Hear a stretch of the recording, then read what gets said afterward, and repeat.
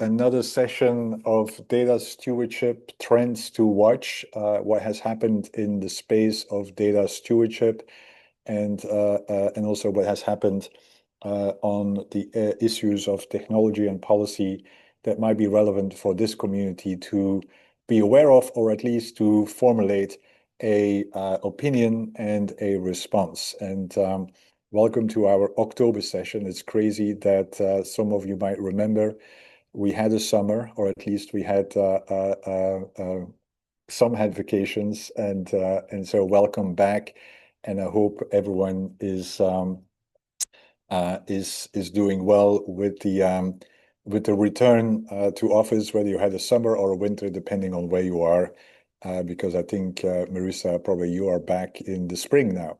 So next slide, please. So today we will focus on a few, as always, curated developments or curated reports that I have selected. And I will briefly touch upon them and try to identify why I selected them so that you might also be interested in checking them out if you haven't done so.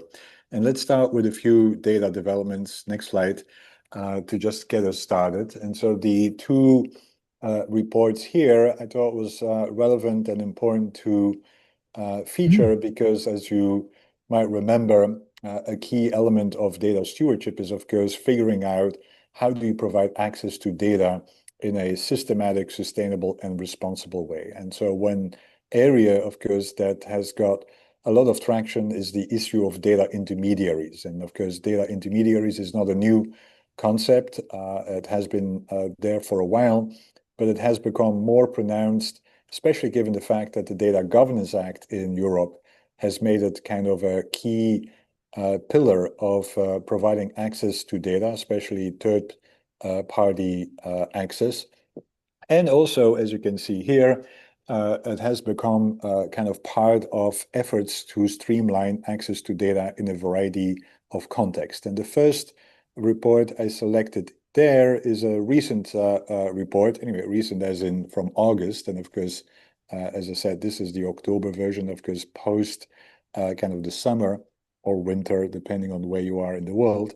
But this is a report that was published by the UK government, who, as some of you might remember from last session, of course, is now really moving ahead around this concept of smart data, data that basically is non-traditional data that can be made available for public interest and other purposes. And one of the consultations they developed in kind of the spring of this year was a consultation around data intermediaries and how people felt about data intermediaries, what data intermediaries they are already aware of, but also more importantly, what are some of the challenges to advance data intermediaries in a more systematic way. And this is the report based upon the consultation. And again, for those who are interested in learning more about practice of intermediaries, but also some of the challenges, it might be worthwhile reading the report of the consultation. But the basic message there was that there is already practice, and there are some interesting examples actually in the report around data trust and other examples that are included.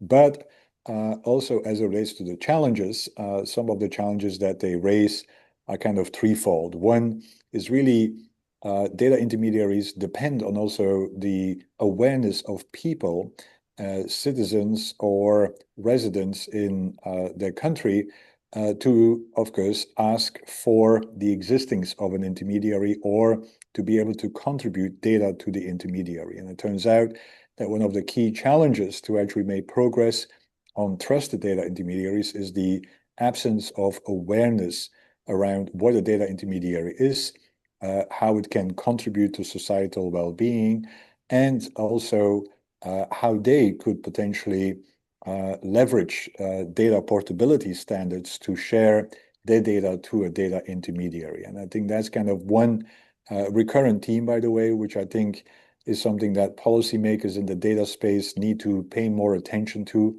which is really having more of a public conversation about data, and then also how data can be made available for improving societal well-being, and to, of course, improve the interest, address the interest that people might have as well. The second one was that there are tensions with regard to incentives, and that's again not new. And this is something, as you, of course, all know, something that we had touch upon extensively in the Data Stewards Bootcamp is how do we make sure that the incentives and interests are aligned.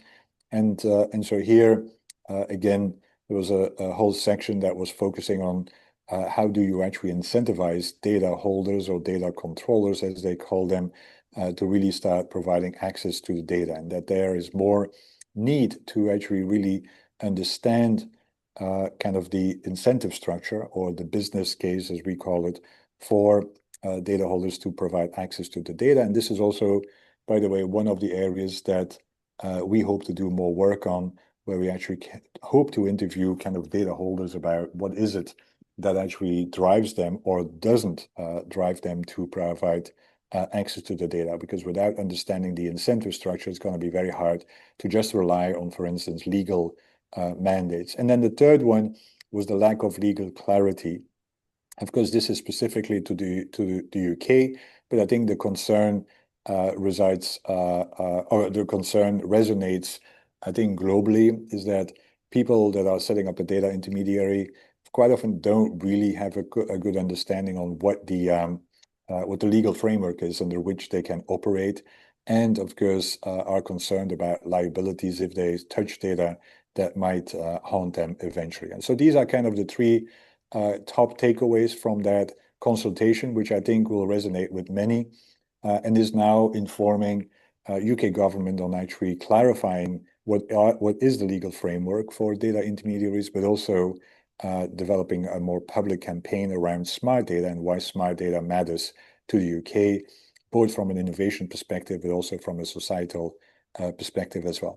The other report that was published almost at the same time was then from the OECD, where they have focused on kind of, okay, so if we go into the data intermediaries, well, what about statistical agencies? Can they become a data intermediary? And of course, Andre, this is a very interesting conversation happening, of course, because there is actually in the report, there's a lot of reference to what's happened to actually Switzerland as kind of the data stewards model of a country, of course. But there are also many other examples given where statistical agencies are becoming intermediaries, first of all, around their own data, right? So kind of the open data kind of environment, but then also intermediaries for other public data, which of course is not straightforward. As you know, having access to administrative data is still in many countries a real challenge. And the question is, what are the role of statistical data there, statistical offices there?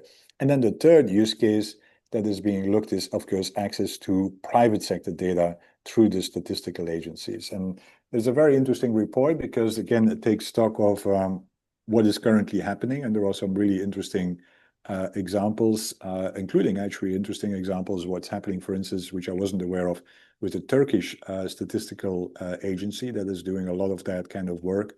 But also, of course, the examples that we all know, such as Switzerland, but also the Netherlands, that has made great advances in providing access to private sector data through the statistical agency. And of course, New Zealand has done the same thing as well. And so it's a good typical OECD kind of good collection of what's happening in other OECD countries.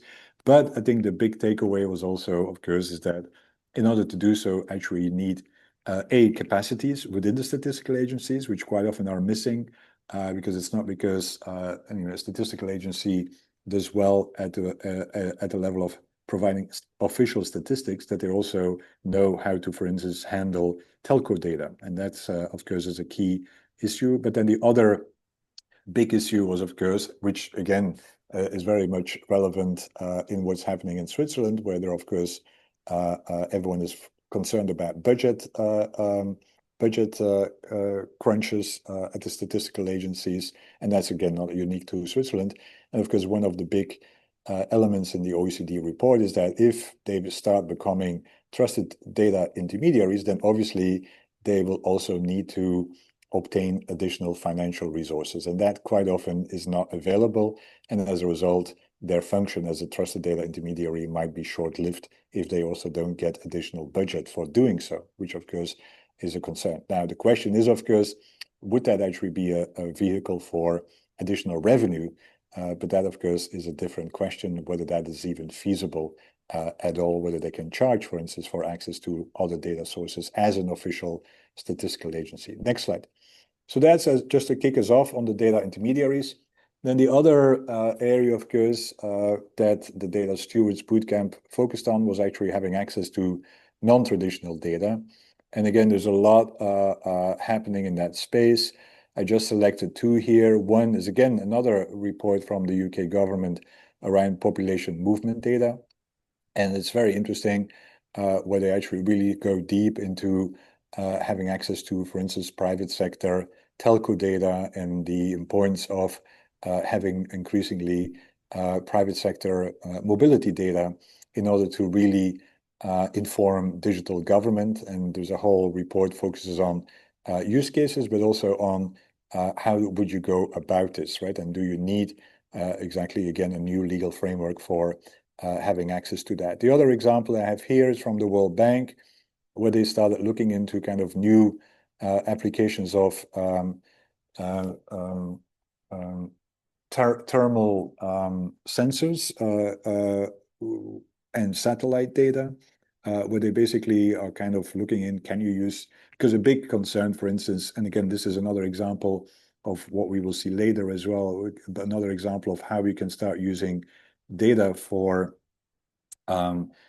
in conflict zones, right, where you quite often cannot just go to monitor what is really happening. And of course, a key concern in Ukraine is, of course, anyway, as a result of the war, that a lot of the agriculture is not feasible anymore. A lot of the fields are impacted or cannot even be visited because of mines. And the question is, of course, how do you even measure the impact on agricultural output? And so this is kind of a new method using non-traditional data, such as thermal sensing and satellite combined with satellite data to actually identify what agricultural fields are actually still operational and which ones are tarnished as a result of the conflict as well. Next slide. Now, if you're interested in more examples, as you know, every quarter we kind of release an overview of other examples. And so this is the blog that we published kind of a few weeks ago, where we have many more. I can't remember how many examples we curated, but there are some trends emerging, of course. One is that a lot of the non-traditional data is still being used for research purposes, not for actually evidence-based decision-making purposes. For instance, in an applied setting, it's still very much driven by the research community, which in itself is kind of interesting because what we hear from the research community is that they have a hard time accessing data because they don't have any bargaining power whatsoever to actually make private sector data provide access to the data. And also what we see is that non-traditional data will never be sufficient on its own. It's really about how do you combine it with official data, which we will come back as well, is that if you then have no more official data, then the value of non-traditional data remains important, but you also still need to have that ground truthing as well. And then we also see that more and more kind of data sources are becoming used for the usual use cases, like satellite data for environmental monitoring, which I just also mentioned, wastewater data for surveillance becoming a big application. We see now many more countries are doing that. Facebook meta location data is really used a lot for migration flows. And of course, anyway, in the current geopolitical context, that might become more and more challenging as well.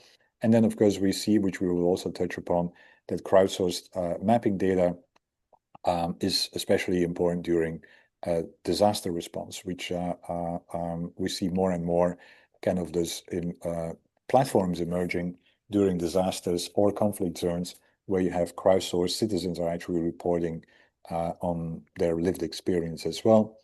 And of course, NLPs and machine learning is becoming more and more part of actually leveraging this non-traditional data, mainly because the non-traditional data is, of course, unstructured, and so is for more more suitable for actually AI. Next slide.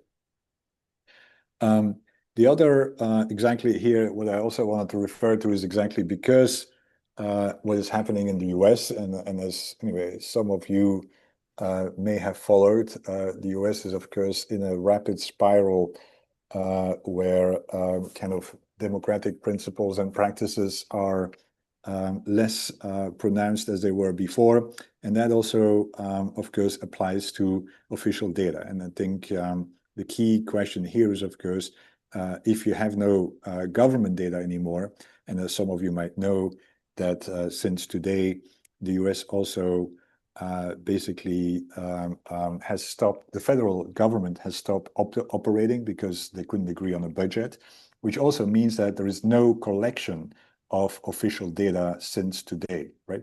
And so depending on how long government will be closed, that also means that there will be more and more gaps in addition to already the gaps that were present as well. And so that becomes kind of a key concern. And of course, a key concern whether other governments will actually start replicating what's happening in the US as it relates to kind of shutting down official data streams, not just from a budgetary perspective, but also, of course, from kind of a political perspective. Next slide. Now, what we do see is, of course, a whole range of new people-led data initiatives, which are super interesting. This one is a great initiative to actually map slums worldwide, which, of course, is kind of one of, if you look into urban data mapping, typically in countries where there are large slums, whether it's in India, South Africa, or elsewhere, it's very hard to actually have an official, because anyway, most people are kind of not on the radar from an official perspective. Sometimes they don't even have an identity. There are definitely no addresses. And so how do you actually collect data and get a better understanding of needs and of kind of the population density within slums and so on? And so this is kind of an initiative that uses a platform to do this kind of mapping of slum dwellers. And anyway, if you're interested to look into how do you do this in kind of settings that might be hard to collect data, and how do you then activate kind of networks to provide data, it's a really interesting example. Next slide.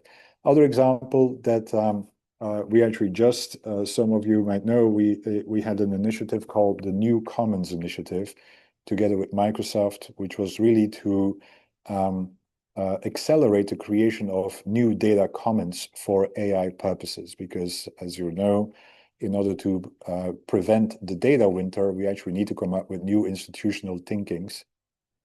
And one of them is actually how do we advance data commons, where data is being collected, but then also made accessible in ways that are not extractive and in alignment with actually the data providers, which in some cases could be citizens. And so last week, during the UN General Assembly, we gave the award to two data commons, if you're interested.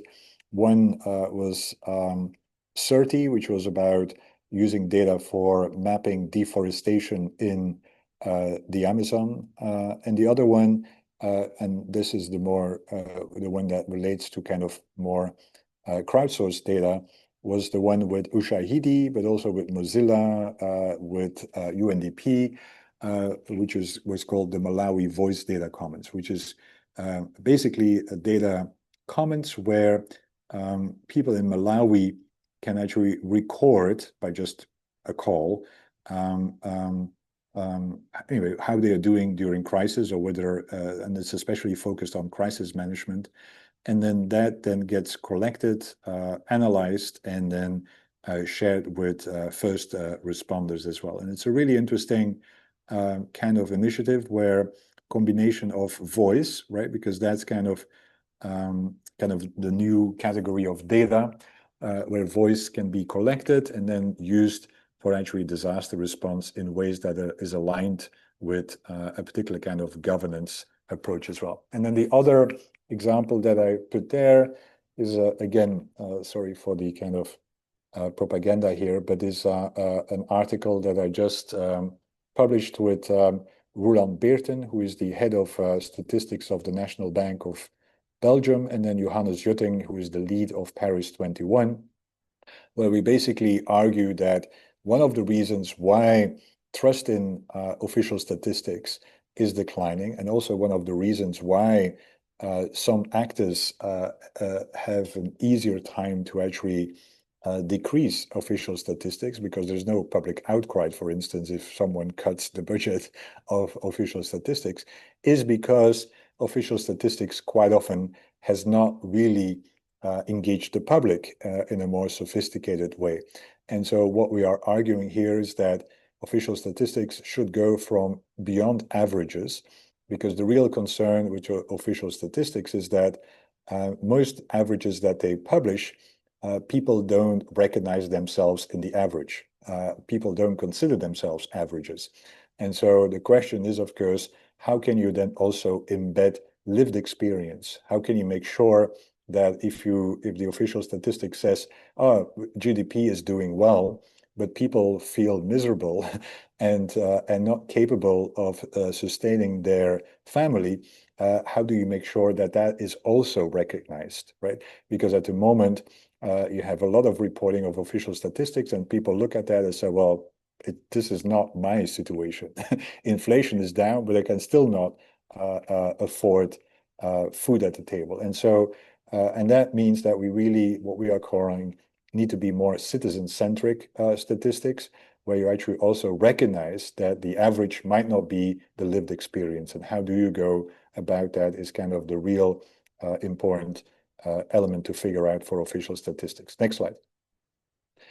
And then the other example that I want to show is also an example that was that is recently launched in New York, which is kind of another interesting example on a data commons. It's called Transfer Data Trust, where basically artists are now sharing in a data commons environment their content, right? And again, this is about how do you prevent this kind of extractive behavior, because now most content, which of course includes also artistic artifacts, how can you now manage that in ways that is not extractive, that in ways that actually artists also benefit from, especially for those who actually want to share their data more publicly, of course. And so this is kind of an effort, the Transfer Data Trust is kind of an effort to do so. It's a decentralized artist-owned archive of all their work. And it's a very interesting kind of governance structure that might provide insight on how you can actually do this moving forward as well. Next slide.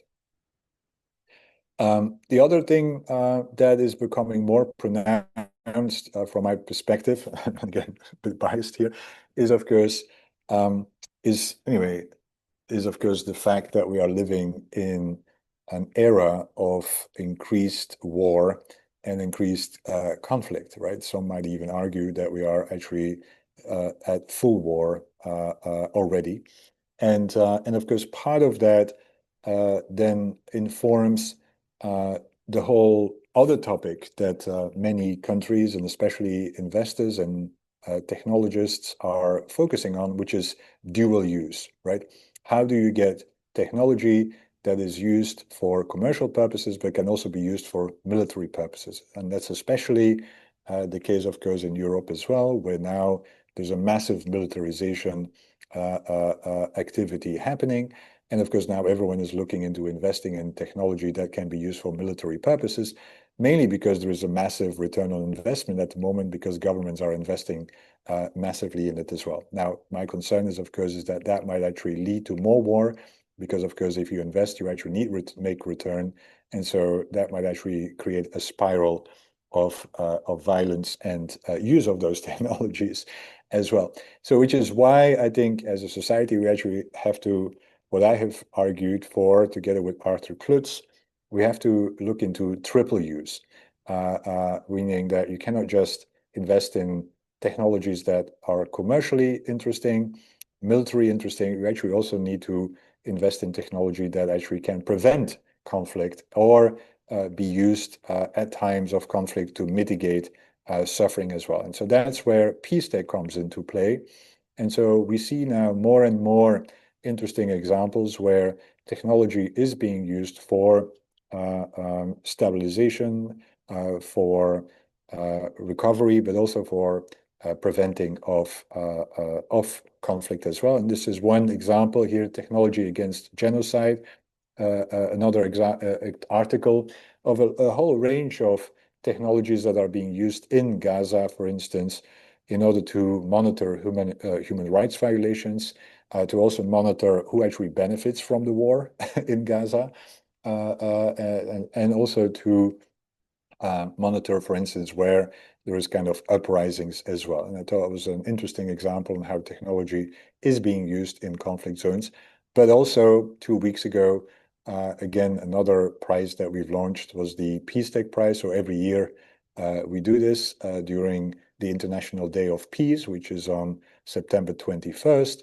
And so here, some examples of the winners. And so the winner was this time Common Space, which is a very interesting new effort to create a range of satellites that actually can be used by the humanitarian sector, because humanitarian sector is very much dependent on commercial satellites, and as a result, quite often don't have immediate access to satellite imagery, and quite often that satellite imagery then also gets used for, again, military purposes. And so Common Space wants to basically develop a humanitarian satellite initiative. And then there are other examples there. It was Anadir Horizon, which is basically using AI.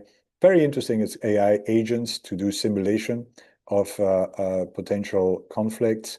And then, of course, the humanitarian OpenStreetMaps team that does a lot of kind of mapping in conflict zones. And then we also have UNOPS that is using AI for actually understanding what operations they should prepare for. Next slide. So something to, anyway, in the data for good environment and the tech for good environment, something that I feel like we should demand more. Next slide. And then, anyway, very rapidly, because again, I do want to have a conversation with all of you as well.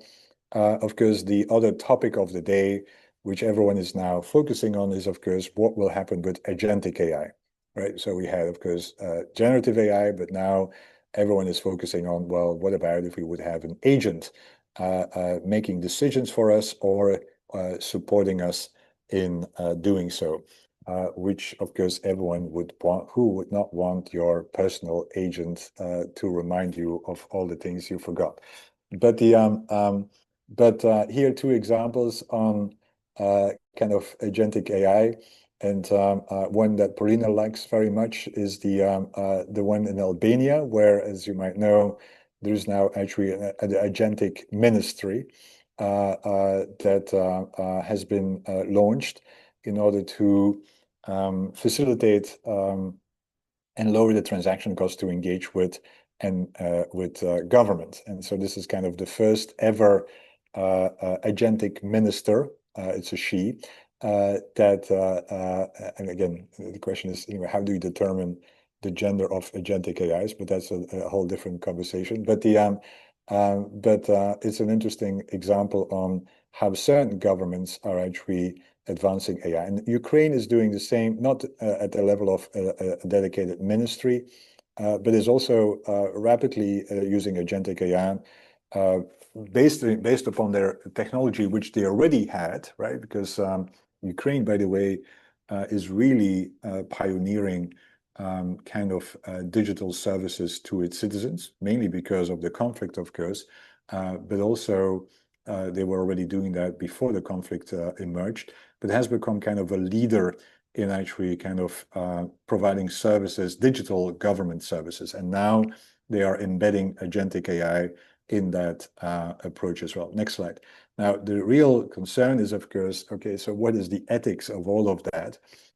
Especially if you are starting to use AI for agentic AI for decision making. And here there are two kind of concerns that stand out.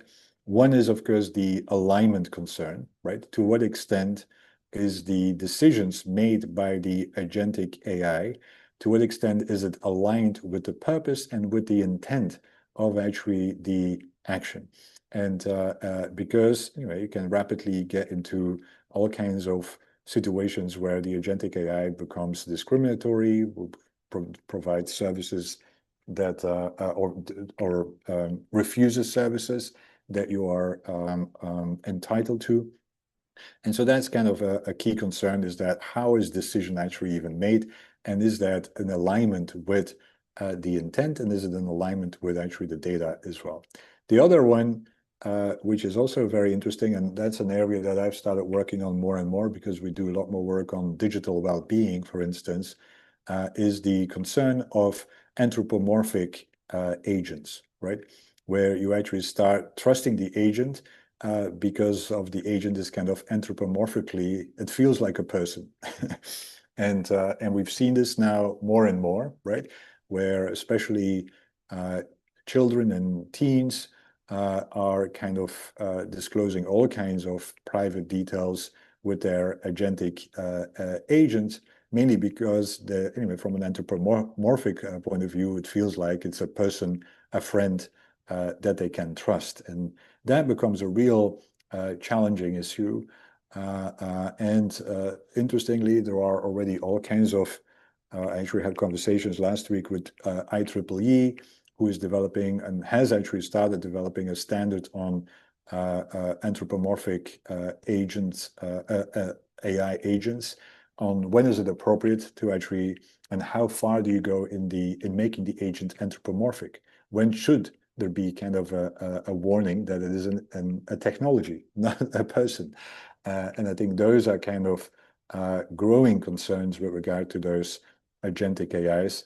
And again, anyone who has an Alexa or anyone who has conversed with Siri knows how quickly that kind of AI agent becomes kind of a conversation with another person, or especially someone you can blame for all kinds of things that have gone wrong. Next slide. Then, of course, the other element is privacy enhancing technologies. And of course, interestingly, is that is moving to the AI era as well.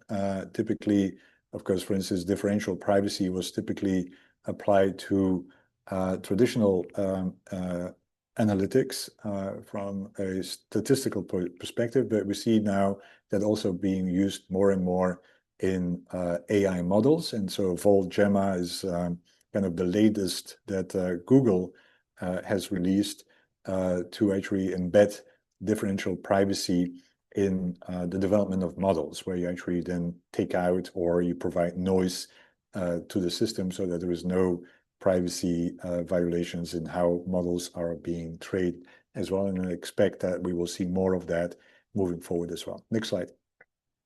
Then very quickly, because again, I feel like I'm talking too much as always, two kind of policy developments that might be worthwhile.